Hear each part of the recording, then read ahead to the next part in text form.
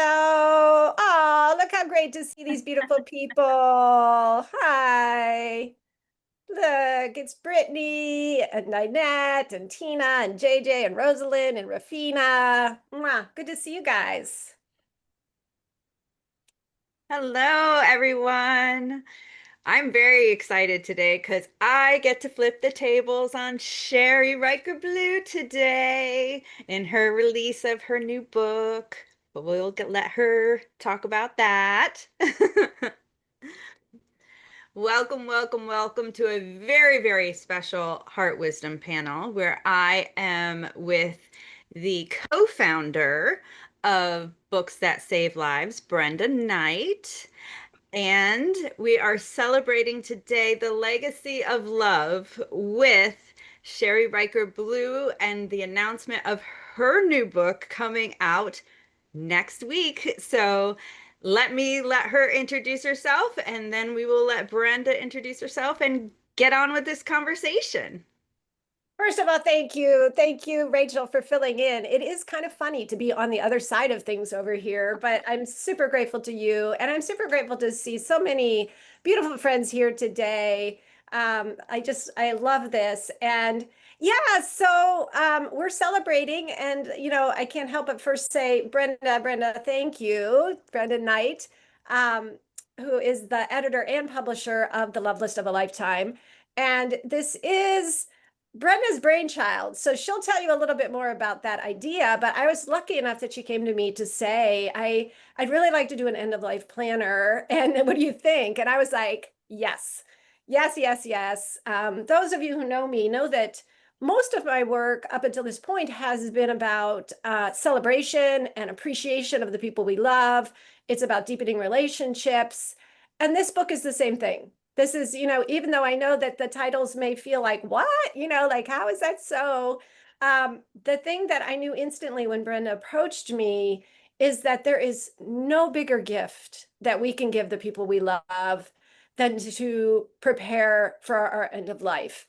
And I'm guessing that many of you who are on here have either heard stories or maybe experienced it yourself where someone has not been prepared, and that could be the legal logistical, that could also be emotionally, and the impact that it has on people and their ability to simply grieve, which is what we need to do.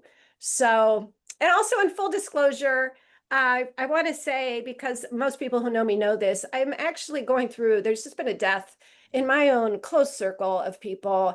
And so I'm really connected to this topic right now. And I'm also probably a little bit more emotional than normal. So I just wanted to put that out there because I think it's also really important not only to normalize talking about end of life, but to talk about grief. They're obviously so linked. Death, dying, illness, grief. I feel like our culture could do a lot better job of talking about these things and being able to share. And that's why, like, I'm so grateful to all of you because I'm looking at your faces and I trust all of you that I can just be myself. Thank you, Rachel. So you are absolutely in the right place right now. So, Well, Brenda, why don't you tell us a little bit about your what you do and your part in this beautiful project? Yeah, I'm very happy to talk about that. Well, I'm the publisher, and I think it's all because I was a big reader. Like I lived on a farm up a dirt road, and we didn't even have neighbors, and so I fell in love with books and actually plants and gardening and animals. But like books were my favorite, so I just read, and then it turned out that's a good thing to do, like in life, is to have read a lot. You just have a lot of resources you can pull from when you need them. And then I felt unbelievably lucky to get a job in publishing many years ago. And so that's all I want to do is like work with creatives and writers and authors and thinkers and bring their wisdom out into the world. And I had a very specific reason why I wanted Sherry to create the love list of a lifetime. Some of you here might even know this and heard me mention it glancingly, but like 3 months before the pandemic, my partner died, and it was because of sepsis, Rachel. So in a hospital error. But anyway, so when it's the sudden deaths that are the most shocking. All deaths are difficult to deal with, like when you're left behind. But the sudden ones you can't plan for. You don't see it coming. Nobody sees it coming. So you can't have done any of the planning. And so I knew firsthand like how difficult it is to like both grieve that enormous loss and then handle all the business stuff when you don't even know what to do. You don't even have a clue as to what to do. So I immediately knew there was an enormous need for this book. And so I checked out the competition, so to speak. And there's two kinds of other end of life planners. There's the very perfunctory fill in the blank ones. And then there's sort of like the snarky ones, like, I'm dead, now what? Like, and I guess they're, I don't know. Like, I think when you're grieving the loss of a loved one, like maybe snark isn't the first thing that's really helpful to you.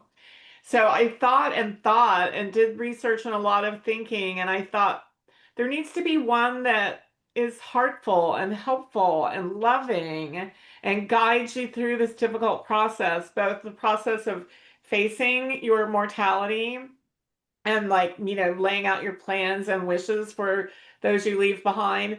The other readership for the book is the loved ones who are left behind. And that's always amazing to me about the fact that Sherry, Richert Belul, like the only person that could even do this, was able to write to both of those audiences and prepare them and guide them so gently and beautifully. Like my coworkers, like are very, including Tatiana, are very like patient with me because almost like probably twice a day I get on a soapbox and like preach a sermon about Sherry's book and like how important it is and how unique it is and how helpful it is. There's nothing else like it. And one of the things I always say while I'm like up on my soapbox is 20 years from now, this is the end of life planner that people will be talking about, that they'll say, this is the one that really helped our family. This is the one you need. And so to me, like there's no higher, best use of our time is to help people and to especially help people at this most difficult time of their life. I, I wholeheartedly agree. And having read the book to cover, and the beautiful thing about Sherry is when she writes a book, she puts QR codes in there. And so that you can actually get personal messages from her during the book. So you feel the heart of the book, you feel Mhm. the intimacy of it. It doesn't just feel cold and like just dry. And like you were saying, just the formats and forms and things like that. It's so much more. And I absolutely love that. And especially with this topic, because we are taught to avoid the topic when it's such an important topic to talk about. And and that's why I really was honored to get to celebrate this book with you and celebrate the fact that it's a legacy of love. And so let's talk about that. Let's talk about how this is a legacy of love. How doing this, how preparing people is the legacy of love. Yeah, Rachel, and thank you so much. I just adore you, and it's so good to see you. Rachel is also an author with Books That Save Lives, and so it's great to have you here doing this with us. Um, yeah, like I feel again, you guys know me. I mean, those of you who know my work, I'm all about expressing our love, right? This is to me, it's like one of the most important things we could do. Say It Now is my first book that Brenda published, and the thing is, we don't know when we're going to die. And I hate to be the one, if I'm the first one to ever tell you this, I'm sure I'm not, but we don't know. I just heard a story yesterday about a woman who was 45 and she was hit with this crazy illness. I don't even know, I don't remember the name of it, but within a week, she could no longer speak. And then within 2 weeks, she could not walk. And these things happen. And the thing that I would most want for the people in my life is for if something like that happened this afternoon, something happens to me, I want my family, first of all, to know, I'm going to get emotional, but it's like to know how much I love them and to know why I love them and to leave behind literal love lists and notes of love and the stories of my life and the stories of our lives together so that people have that. And then, second of all, I want the process to be as simple as possible so that what they do is they grieve. And I feel like that's what we all deserve. And I told you all that like I'm just going through a death in my circle. Beloved, beloved, beloved person did not have her plans in place, did not have those plans in place. And the amount of emotional distress that is going on, you know, people, and you guys have all seen this before. It's like, oh, she told me she wanted to be cremated. Oh, no, I'm pretty sure she wanted to be buried. Just that one simple thing can cause so much distress. And even like people, like our emotions are high, right? When we're grieving. And so the legacy of love piece is that twofold. It's leaving the literal love letters and stories and, however we decide to, to display and give our artifacts and our treasures and the things that mean something to us. And it's also that other huge piece of I have an advanced healthcare directive. People know if something happens to me, they don't have to try to figure out what I would have wanted. Yeah, and it's so beautiful and so important. I was blessed enough to be able to write poems for both my dad and stepmom, and they got to hear them before they died because they were in Mm. hospice. So, but that Oh, for me was so important because they asked me to do that for them and they got to hear it. It didn't have to be once they were gone that they heard it. So it allowed the legacy of love to continue. And it just is such an important conversation. Brenda, what do you feel like a legacy of love means? A legacy of love to me means that people think about you often, maybe even every day. Because I mm. read somewhere a long time ago that when you really die is when people stop thinking about you. And I remember like that chilled my heart. Like I think I was probably in my 30s or something when I read it, and I realized that it was true. So I think if you you know if you leave people with like your wishes and your love and your messages, like you're never going to die because you're going to stay in their heart, you're going to stay in their mind. Like you even have that book, like the love list of a lifetime that is like packed with like memories, and your spirit, your whole soul is in that book. I mean, I never even really thought about that until this moment because you asked such an awesome deep question, Rachel. But Right. that is true. Like that, your book, Sherry, will be people's love for their family and friends in book form. Wow. Wow. I love that, Brenda. And in the book, it has so many great suggestions too. And that's one of the things I do love is because it's overwhelming to think about the things we can do to do this. One of the things I love that was talked about in the book was talking about having a living party while you're alive. Yeah. I love that where people give their stuff away to you can tell the story about that because I thought that was so amazing. I'm like, I want to do it. I know, I love that too. And it's again, it's just one of the many ideas. And I want to say this because I interviewed a lot of people for this book.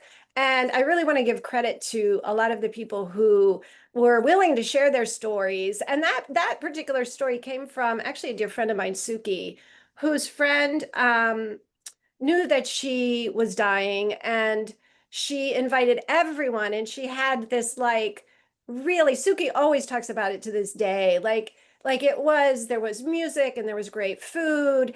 And what she did was she invited everyone to take items that meant something to them, that reminded them of her, or, that just had special meaning to them. And it's so sweet, right? She got the joy of actually seeing those beloved items go to people who would keep them.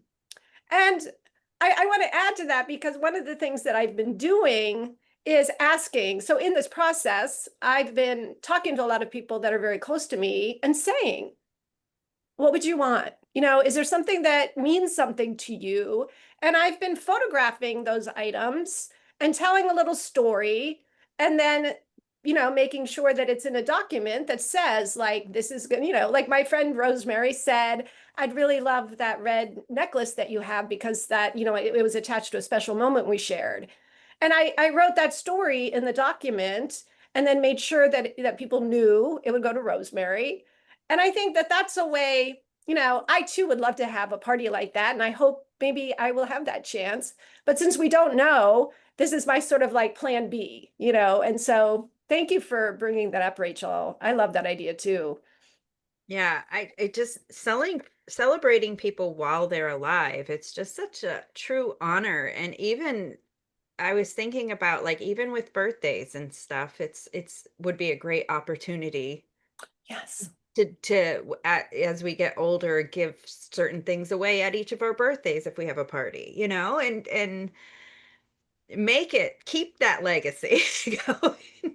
I love that, Rachel. And just to add to that, right? Like, so again, end of life is like one of those expressions that we don't actually know what that, you know what I mean? Like I've obviously been immersed in this for a long time now, since I've been writing the book. And I feel like I've adopted that philosophy. This could be my end of life, right? I mean, because we really do not know. And so also adding that idea that it's like, and other people have shared this with me too, that it's like if a niece comes over and I'm ready to let go of something. I mean, I'm 60, I might live hopefully some more years, but it's like to say like, hey, this was your great grandmother's, would you want this right now? I think that's another way that we can do that while we're still alive. Yeah, that's a great idea. So here's a question. I'm going to go deep because, this is how I go. We know that's how you roll, Rachel. So in the book, you talk about how when you really think about when you think about death, you start asking yourself the question, how am I living and how am I loving? Will you talk more about that?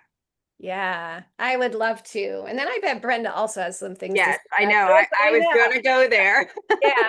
I mean, it's, my son loves to laugh at, because he's heard this so many times, because one of my favorite expressions is talking about death brings me to life. And the thing that I mean by that is that I think it's impossible to remember we're going to die without thinking, how am I living? And particularly, how am I loving? Right? That I think they just go hand in hand. And I think to me, that is one of the biggest gifts of this book, even though we've talked a lot about it being a gift for other people, which it is. I also know that it's such a gift for ourselves, because to ask ourselves that question as often as we can, right? As often as we can say, I'm going to die. Am I living the life that I really want to be living? And am I loving as much as I want and I can? And my life, I'm so grateful to Brenda. I mean, my life has changed so much in the last year from writing this book, because it has really changed. Even though I thought that I was really well versed at love, it has really deepened the way that I see everyone around me. And that includes strangers, and that's, some of you know me know, I love to do a lot of different kinds of kindnesses for strangers, letters to strangers.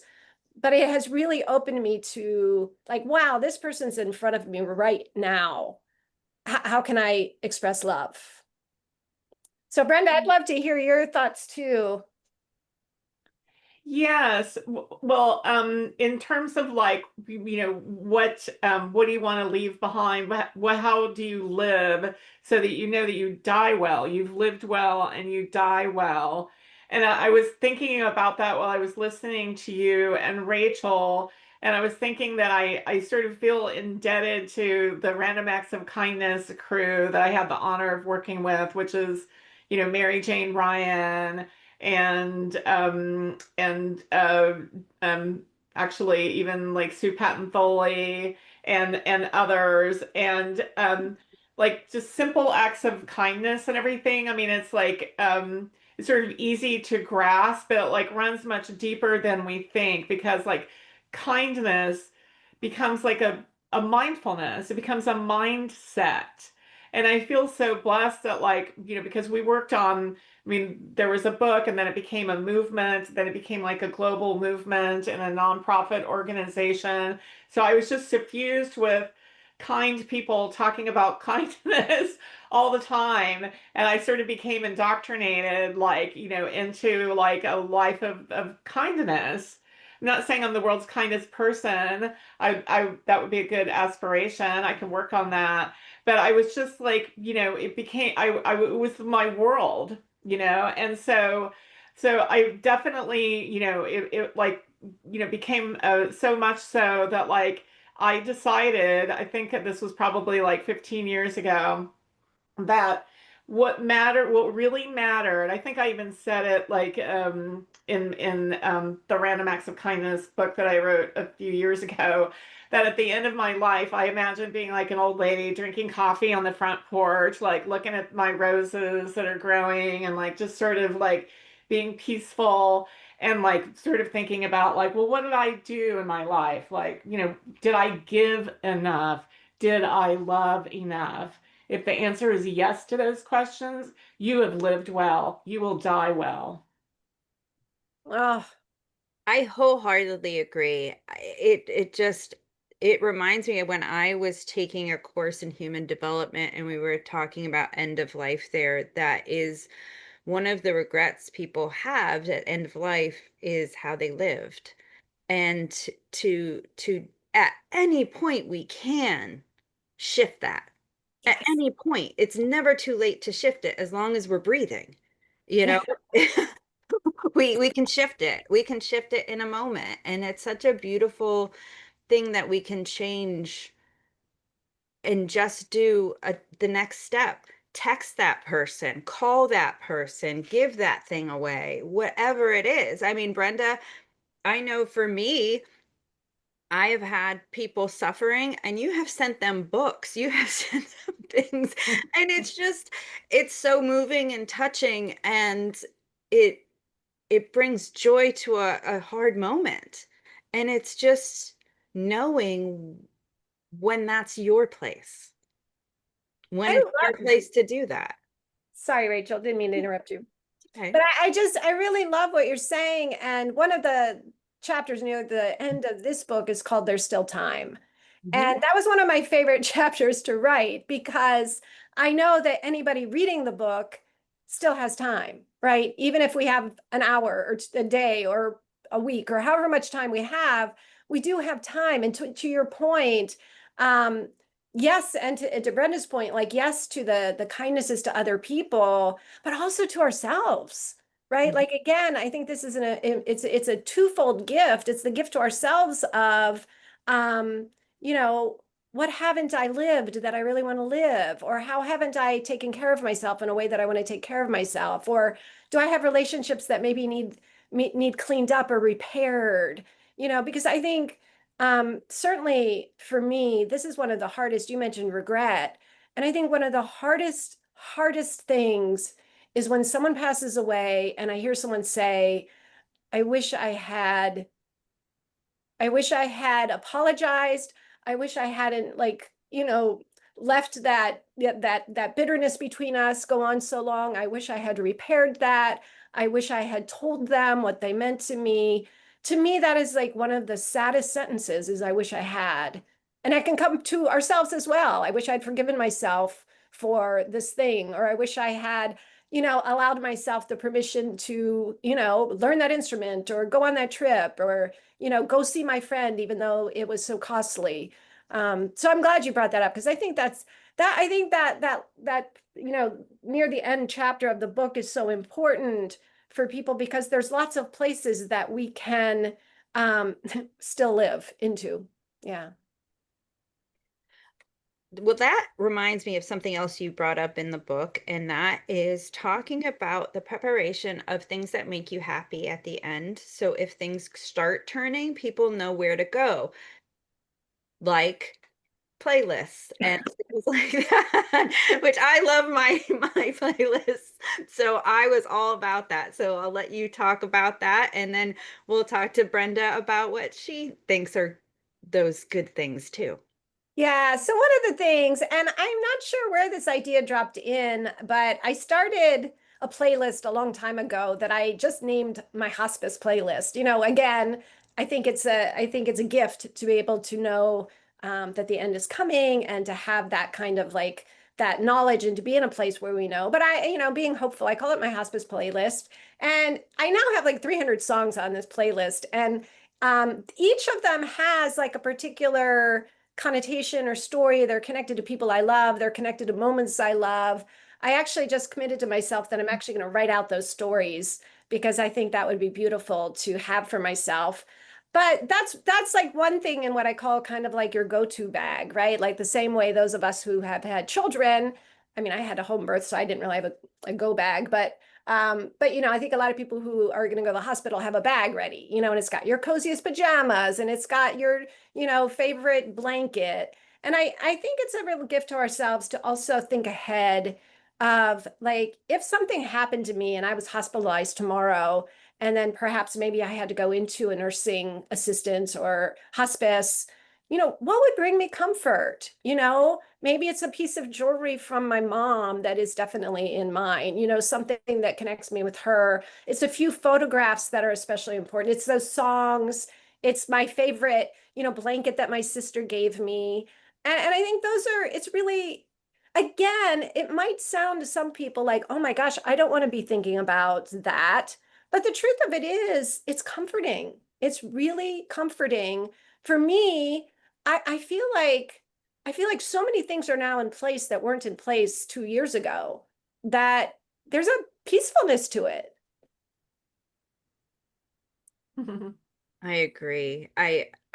And I love everything that you were talking about there because I have gone through that with hospice with both my dad and my stepmom and trying to figure out the right things to bring and trying to figure out, what would bring them comfort. It's a lot. It's very overwhelming when you're considering the loss of somebody and that's coming soon. So that would be so helpful. I feel like anything that we can do to help is truly, like you were saying, a legacy of love. We're leaving it so that we're not leaving people stressed, and then we're not stressed trying to think of everything we want in those moments either. We have enough on our brains in that moment. Yeah. So, it just all works. Brenda, what about you?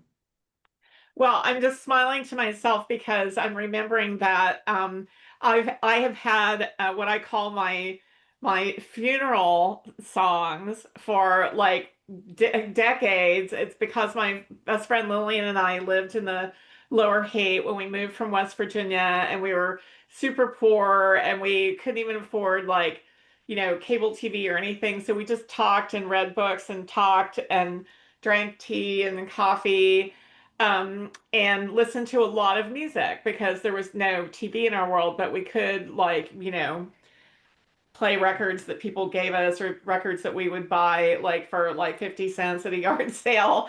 And so when we really love something, like, I would say, "Oh, I want that on my funeral playlist, my funeral songs to be one of my funeral songs." And and like for whatever reason I assigned that to Lillian, like that she had to make sure that my funeral songs were like played. And like she gamely like took it on. I remember at one point I said I wanted every version of God Bless the Child like on my funeral list. It's such a beautiful song.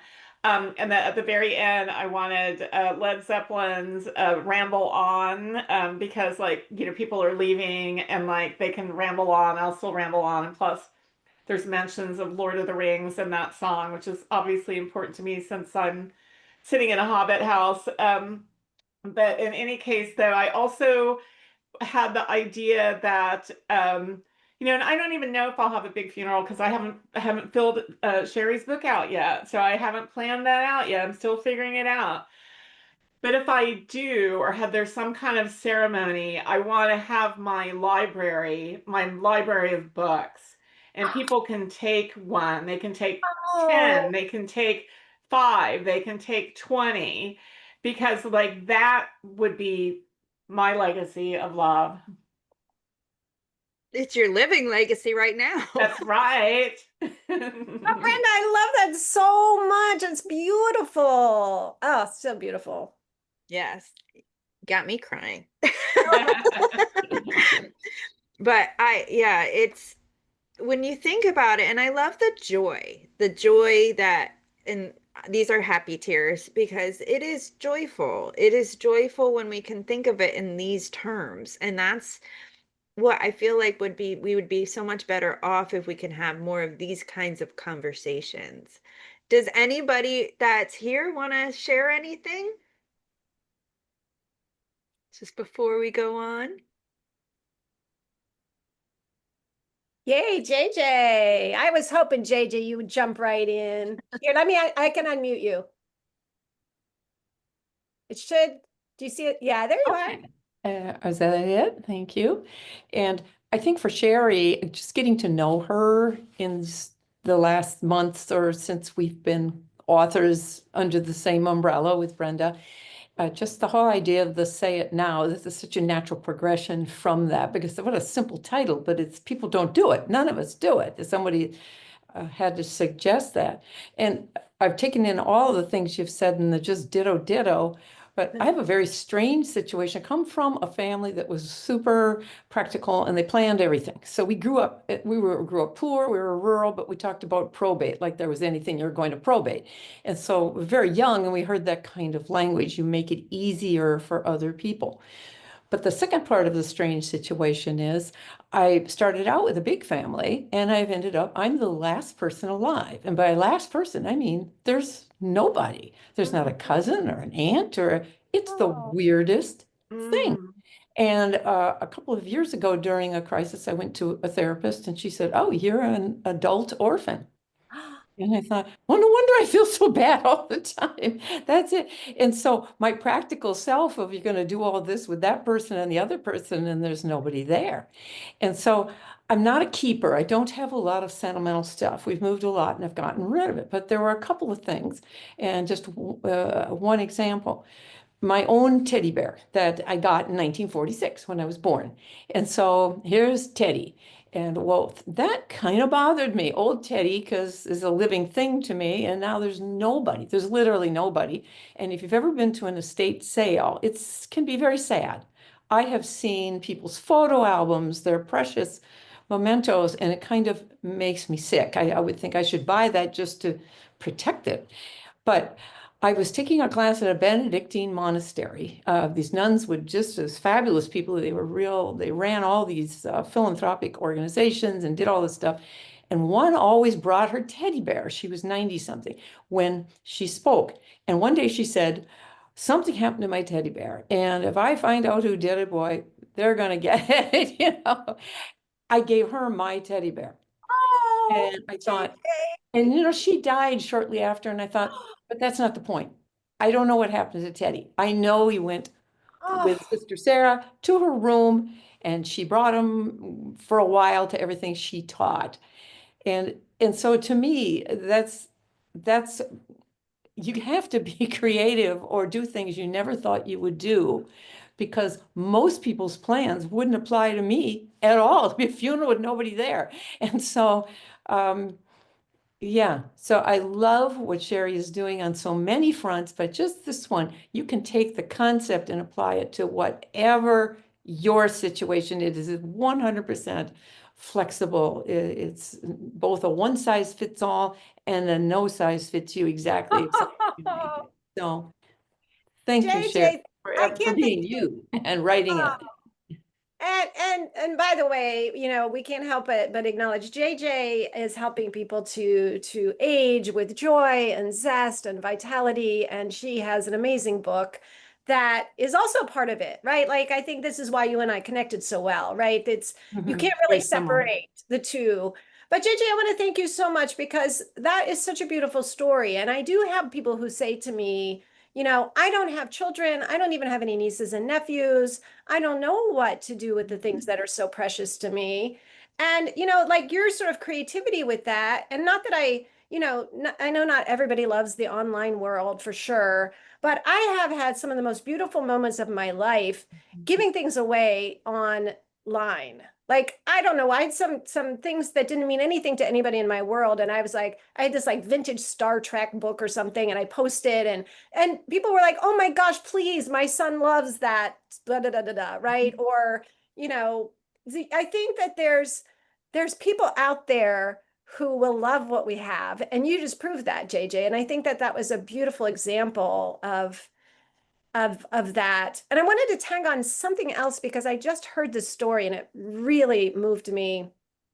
I'm a part of a organization of death doulas, which are people who help usher people out, kind of like a midwife, but on the other end.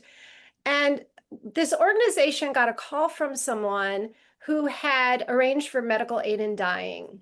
And so she knew the date of her death. And she had no one. She had no one in her life. She had no friends to be there. She had no family. And thank goodness, like she reached out to this organization and said, I don't want to die alone. And she just like, I just am so moved by the fact that she reached out. And this organization got together. And I think I wasn't a part of it at that time. I wish I had been, but I think there were 70 people who sent her cards, who offered to be there, like, on the phone or however she wanted that day. And to me, it's another beautiful example of if we end up being sort of at that point where maybe we are the last ones, like there are so many people out there who want to love us. And I guess I just wanted to say that because I think it's important. And JJ, you really tapped into that. Yeah, and It's, that it's well, I'm sorry. It's a lot broader field of possible love giving and receiving than I ever imagined. And I should mention the only other object came from my grandmother, who was just this hardworking saint and just had nothing except a feather tree, an old German Christmas tree. And I thought, I can't picture this, just some social workers kind of come in here and it'll be laying in the hall in the rubble. And I found it took a while because I wanted somebody who might put it. We're in Savannah, Georgia, a lot of historic homes, but they're really picky. But I found a man who ran an antique shop and I said, just take it. And so it is now in his window. I think he thought there'd be a string attached. There was not. I was just trying to not have it end up sticking upside down in a dumpster. And so now it's in a window and he does his Christmas ornaments and I don't care. It has nothing to do with my grandma. It's a zillion miles away from Minnesota where it started. But somehow there was a connection, like you're saying, with a total stranger that, I'll never see him or the tree again. So it can be done and it feels good. It just felt good. It felt final in a positive way.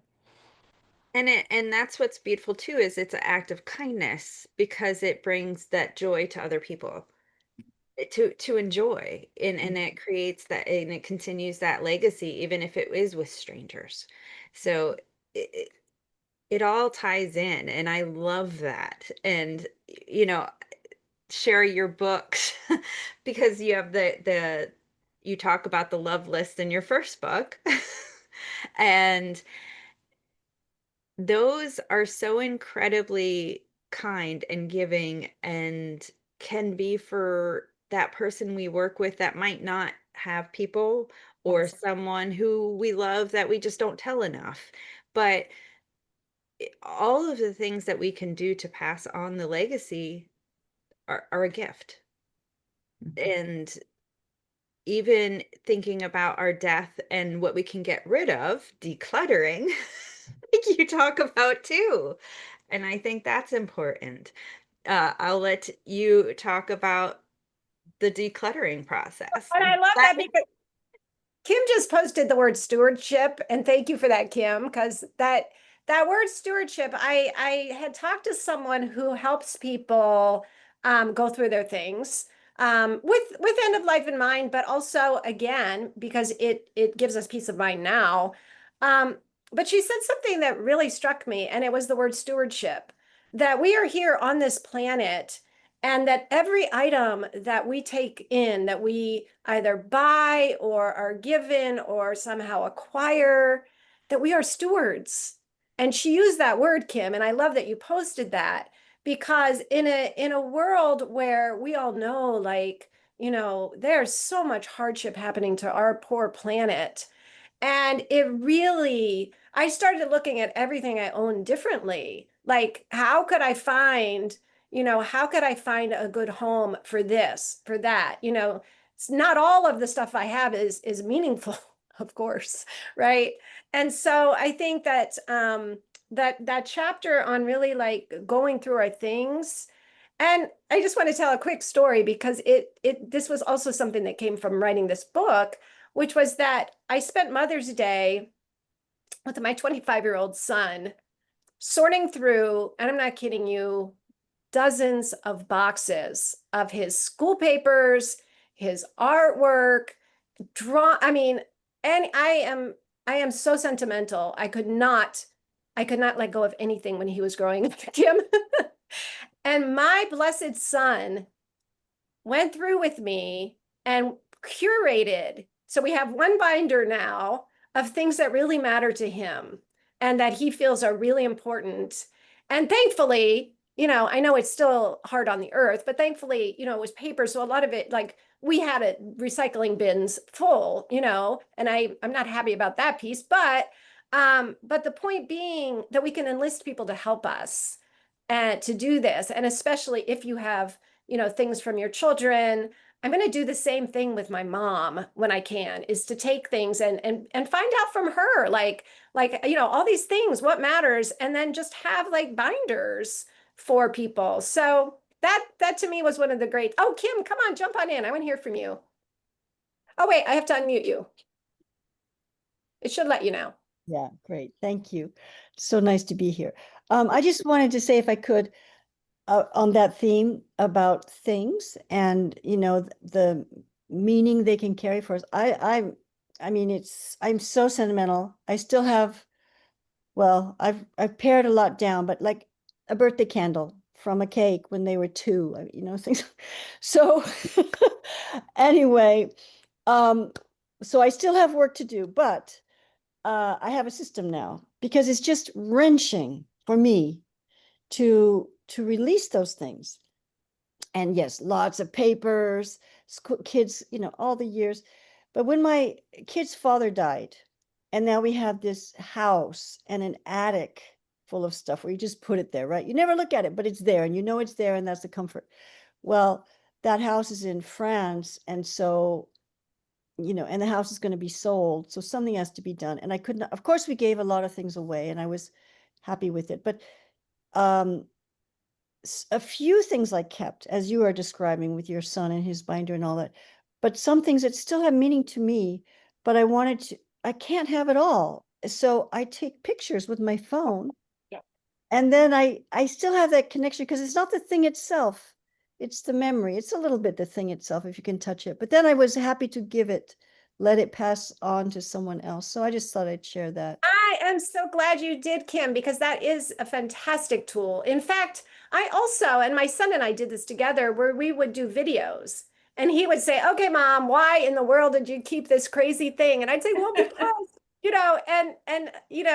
it's even more fun in some ways for me now, even though it was hard to get rid of some of the things, but to have the videos with him. So videos, photos, you're absolutely right. Those can do wonders. And I'm actually going to make myself a book. I started things I got rid of that I loved. Just a book for me,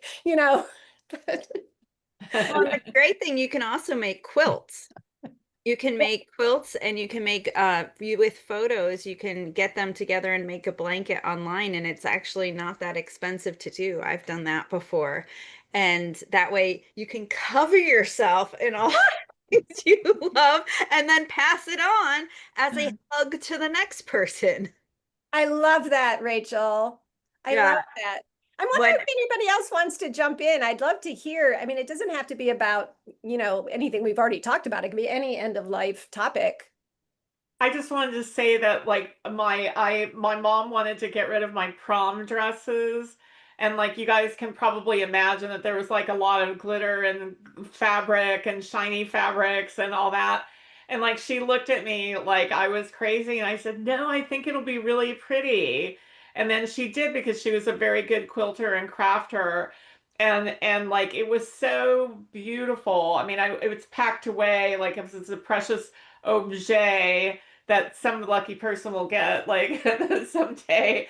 But like that's exactly right. You can upcycle things like that, because like I'm never going to be able to wear those prom dresses again because I weighed 12 pounds at the time. But boy, did they make a beautiful quilt. So how can you like Yeah. upcycle? And then quilting is something you can do together with friends, like quilting bees and things like that. So that seems like like sort of a lovely, like an even joyous way to like, tackle some of those things. And I feel like it's very important, Sherry, to talk about the fact that like you've instilled your book with joy, Hmm. which probably wasn't the easiest thing to do, but because you're you, you found the way. So I wonder if you could just like tell us a little bit about how you did that. Oh, Brenda, thank you. Yeah, I think that was one of the best missions that you have given me, right? Was yeah, well, one of the ways is what Rachel mentioned, and I'm so grateful. It's actually my friend Tamara, I want to acknowledge her, who gave me the idea of the QR codes. And one of the ways is by having the QR codes that link to audios. So I could actually speak to people. And I wanted people to be able to hear, some of them I start with music. I wanted people to be able to hear the joy in my voice, knowing that they were doing this for the person they love. I wanted to keep being able to celebrate. I mean, celebrate, right? My company is Simply Celebrate. I wanted to keep celebrating every step of the way. And when Brenda tasked me with, like, what does the reader need? What does the reader need? I just kept thinking they need to be encouraged. They need to feel like they're not alone. They need to feel like this process is joyful. And what brings the joy, and I've seen this in my own experience, is what brings the joy. I mean, every time I imagine my niece in Colorado getting the hat that she really loves, and how she'll hold that close, or the death drive I've created that has like our family, like the best of videos, knowing that those things are not going to get lost. Or, it's the joy of knowing that the minute I die, everyone knows the number to call because I'm donating my body to science.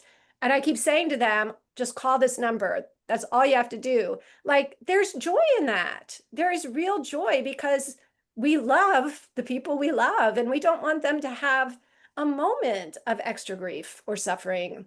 So, Brenda, thanks. I think that, and also, to be honest, and again, I want to acknowledge all the people I interviewed, which were probably about 40 people, I think, in the book.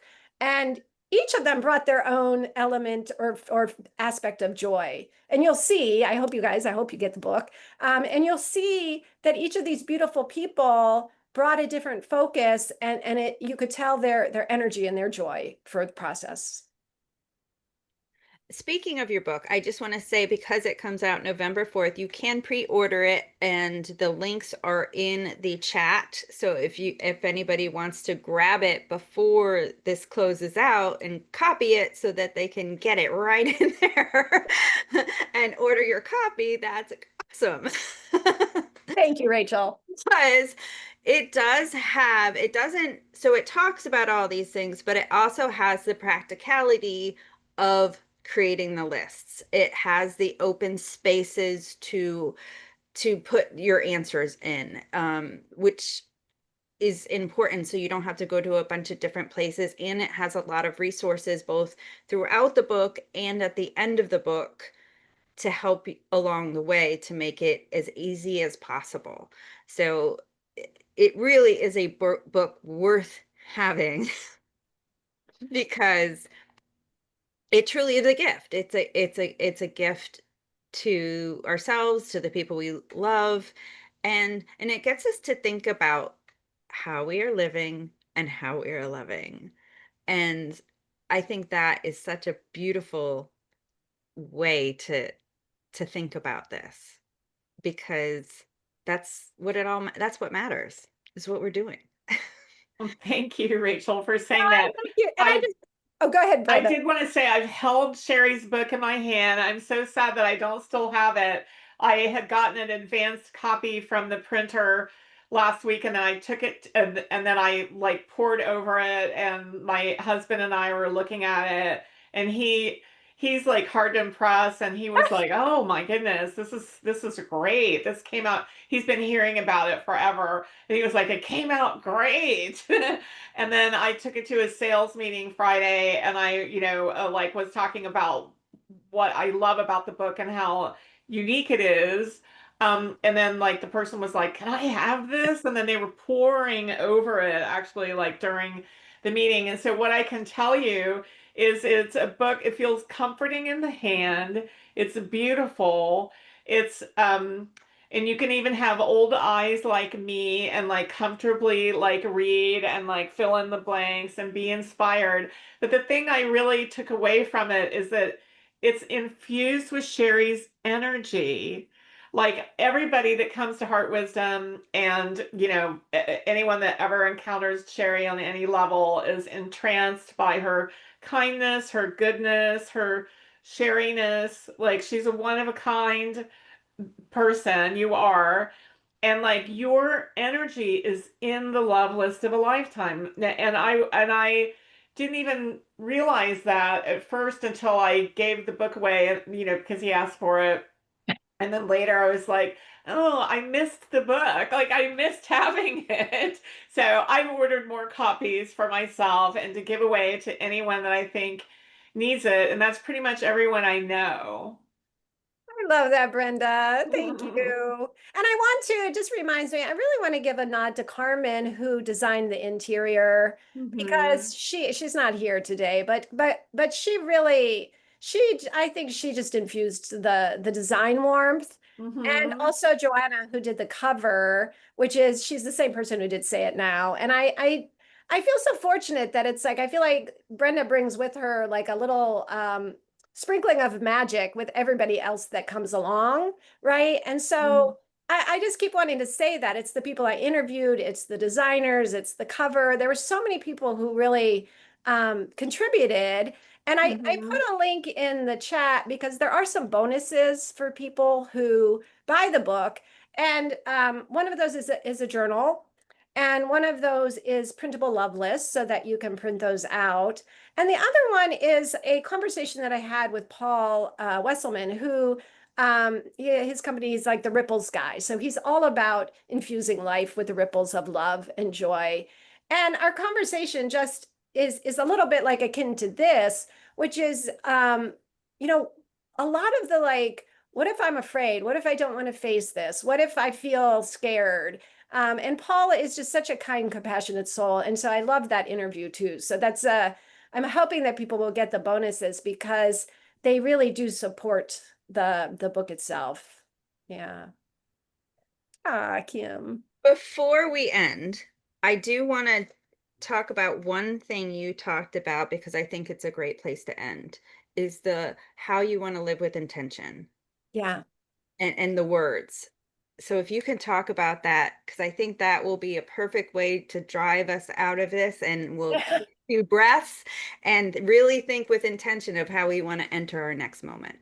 Yeah. Right. Like, first of all, I'm so grateful to see each of you here and being willing to like be a part of a conversation like this, right? That in itself is a huge intention to say, I'm going to show up for a conversation like this.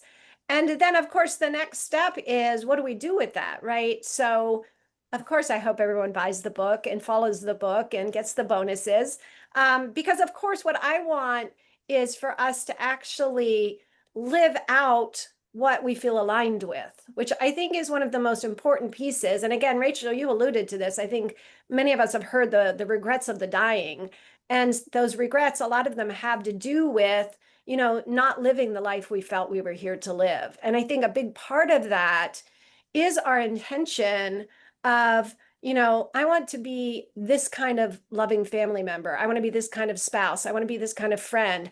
I want to be this way with strangers is one of my intentions. And so it's like, how do we actually, commit to those intentions? And I think that that's like one of the biggest questions we can each ask ourselves, right? And so obviously, I'm a huge fan of Brenda and all the books, and Rachel and JJ and Dianette, and I'm seeing who else. We've got so many authors here. I can't even name all of you, right? That when we buy a book, do we just read it and like, oh yeah, that was interesting, right? Or do we take it and do we apply it? Do we schedule on our calendar when we're going to apply what we've learned? And so I know that was a little long-winded, but I think it's really important that we take things beyond like, oh, this is kind of who I'd like to be, to that place of, oh, what's the first small step of how do I practice that? And then how do I actually, make this part of my character, which I hope, that's probably what Say It Now, that was my hope with Say It Now, is that we become people who express our love all the time. So, yeah. So, Brenda, do you have any more final thoughts before we enter the exercise? No, I do want to encourage people to like check out Sherry's book, and if you don't need it yourself, like probably somebody in your life does, because what we said at the very beginning is you never know what's going to happen. You never know. Things can surprise us, and so just think of your loved ones. Just think of your loved ones, and your Sherry's book will help you do them right. All right. So, how I would love to end this is taking two words that we intend to bring into our next moment, how we want to live in the next moments that we're going to be out there, whether it's loving and grateful, kind and compassionate, whatever two words, just pick two. Hmm. And then let's just take 3 large, deep breaths together and then go into the moment. Ready?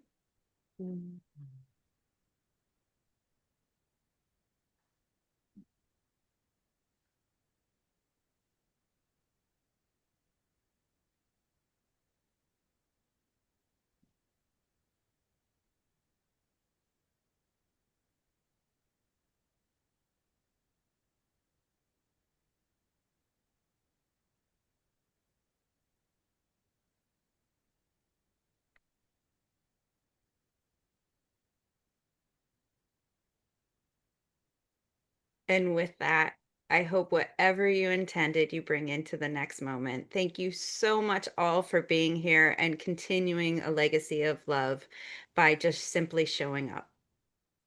Rachel, thank you for being our host today. It was Thank you for having me. It was an honor. what a gift. What a gift. And Brenda, thank you for being the fairy godmother of this and so many amazing books. My pleasure.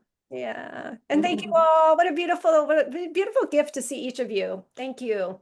Thank Thank you. you. Bye. Bye. See you at the next Heart Wisdom. Mhm. Bye, everyone.